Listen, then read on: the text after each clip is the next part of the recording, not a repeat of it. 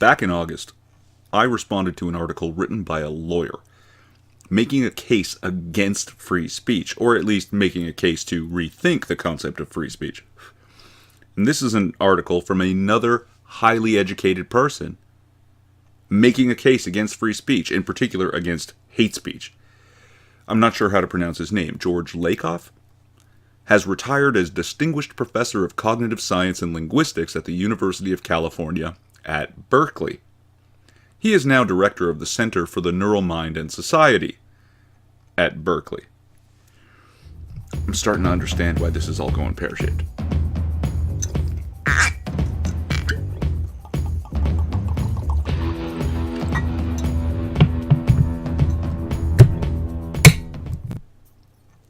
Now, the title of the article is Why Hate Speech is Not Free Speech. And someone I follow on Twitter, it's actually how I found this article, says about this is just un-American. And my first thought was, it's so much worse than un-American. It's downright fucking Canadian. The first two paragraphs are actually quite reasonable. Any rational person, I think, would agree with these two paragraphs. Freedom in a free society is supposed to be for all. Therefore, freedom rules out imposing on the freedom of others. Sure, you are free to walk down the street, but not to keep others from doing so. Fair enough. The imposition on the freedom of others can come in overt, immediate physical form. Thugs coming to attack with weapons. Sounds like Antifa to me.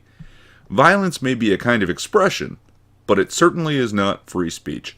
No disagreement here. All of that makes perfect sense to me. But then the article takes a horrific left turn here. Like violence, hate speech can also be a physical imposition on the freedom of others. That is because language has a psychological effect imposed physically on the neural system with long-term crippling effects. My knee-jerk reaction is, shut your mouth, whore, but free speech, right? So we're going to hear him out. Here is the reason. All thought is carried out by neural circuitry. It does not float in air, okay. Language neurally activates thought. Language can thus change brains, both for the better and the worse. Well, our brains are constantly changing. We're, through stimulus, including language, we're creating new neural connections and new neural pathways along which to think.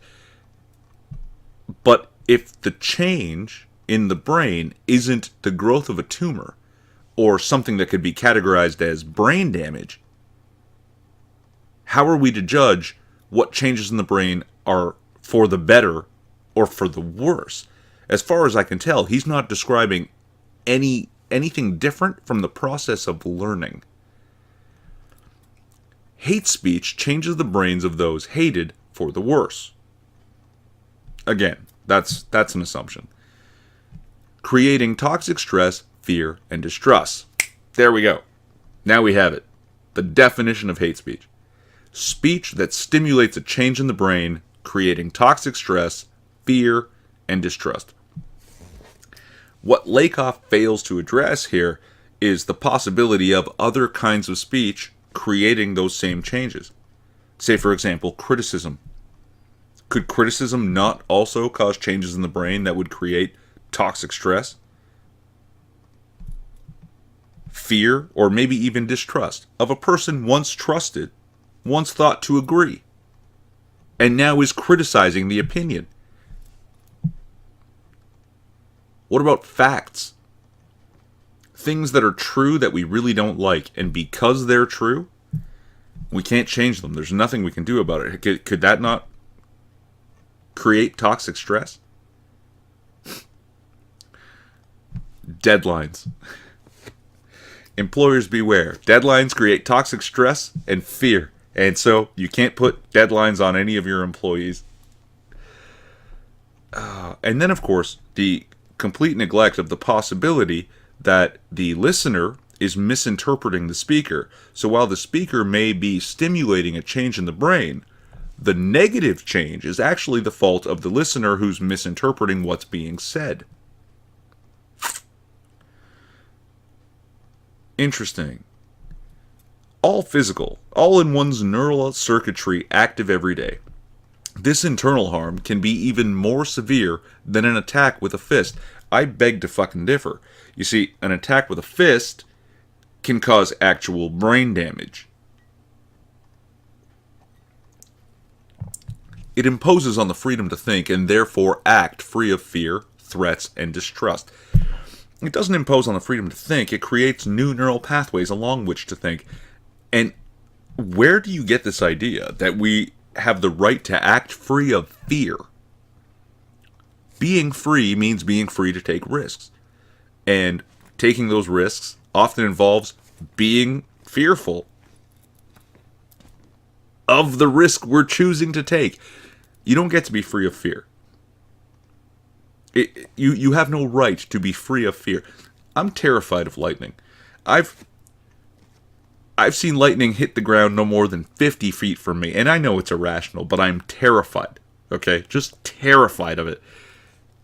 Is lightning somehow infringing on my freedom? Because I feel fear? Fuck you. Don't be stupid.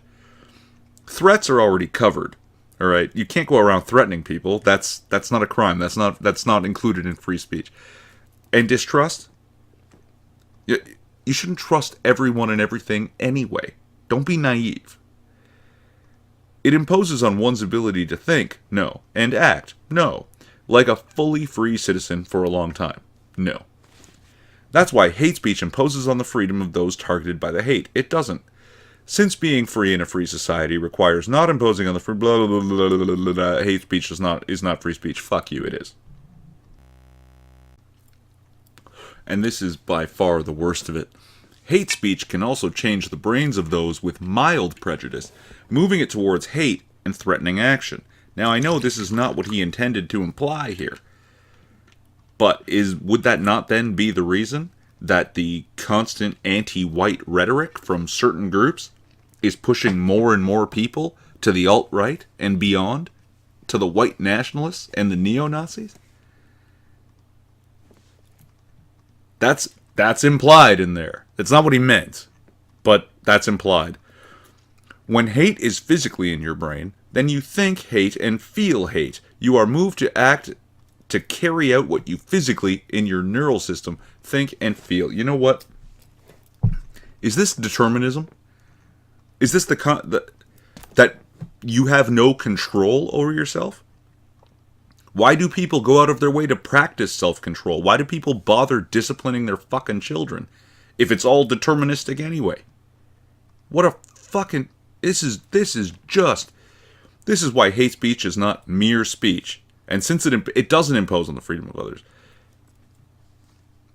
the long-term, often crippling physical effects of hate speech on the neural systems of those hated does not have status in law, since our neural systems do not have status in our legal system, at least not yet. This is a gap between the law and the truth. This is a gap between... What the fuck is his name? Between George here and the truth. I don't know if he meant to do it, but all he's done is give some sort of ridiculous fuel for both extremes, politically, to add to their fires. Right? That the white nationalists can use this to say, oh, it's all because of that people are becoming white nationalists. And I can't wait for the radical feminists to get their hands on this idea. Anyone who ever says anything within earshot of another person without the express consent of every person that can hear, you're literally mind raping them. What a fucking dolt. What? See that? That causes negative effects in people. Because they're misinterpreting it. It's got nothing to do with the flag. It's got nothing to do with me and what I say. It has to do with them misinterpreting what they're seeing, what they're hearing. And that's going to be far, far more potent than anything I actually say or what this flag actually means. Fuck this guy. Relevant links to shit I said in the description? Maybe. I'm Irving Twin. Like, subscribe, or don't. It's a free country. At least it used to be.